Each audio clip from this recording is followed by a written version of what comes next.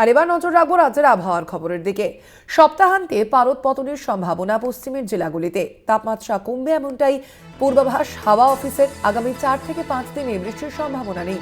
কলকাতার সর্বনিম্ন তাপমাত্রা 17.6 ডিগ্রি সেলসিয়াস। অন্যদিকে উত্তরবঙ্গে জারি কুয়াশার দাপট। কথা বলবো এই নিয়ে। ফোন লাইনে রয়েছেন প্রতিনিধি শাশ্বতী রায়। শাশ্বতী, আবহাওয়ার কি আপডেট রয়েছে আলিপুর আবহাওয়া দপ্তর সূত্রে, কি জানা যাচ্ছে?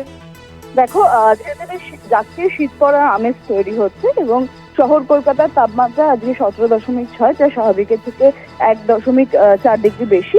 এবং সেক্ষেত্রে যেমনটা জানাচ্ছে হাওয়া অফিস, ধীরে ধীরে শীতের আমেজ পড়বে শহরেও।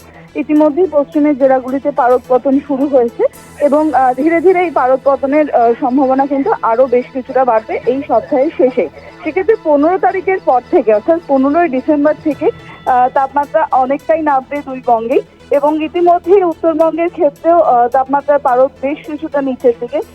উপরের জেলাগুলিতে সকালের দিকে কুয়াশা ঘন পরিস্থিতি এবং তারপর কিন্তু রোদ ঝলমলে আকাশ। সেক্ষেত্রে দার্জিলিং সহ দুই দিনাজপুর এবং মালদা এই জেলাগুলিতে কুয়াশার দাপট জারি থাকবে বলে জানাচ্ছে হাওয়া অফিস।